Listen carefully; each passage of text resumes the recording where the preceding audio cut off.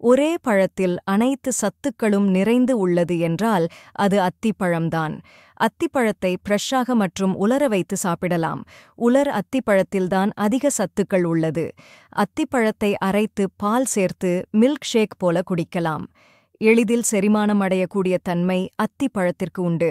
அதன் விதையில் உள்ள துத்தநாகம், தாமிரம் போன்ற தாது உப்புக்கள் வெண்புள்ளி தோல் நிறமாற்ற பிரச்சினைகள் குணமாக உதவுகிறது.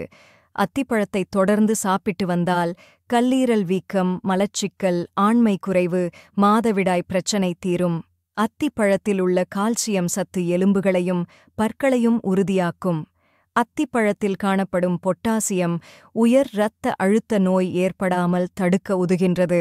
அதனால் தினமும் அத்திப்பழத்தை சாப்பிடவும். இந்த வீடியோ பிடித்திருந்தால் லைக் பண்ணவும். கோலி சோடா பிரதர்ஸ் சேனலை சப்ஸ்கிரைப் பண்ணவும். நன்றி.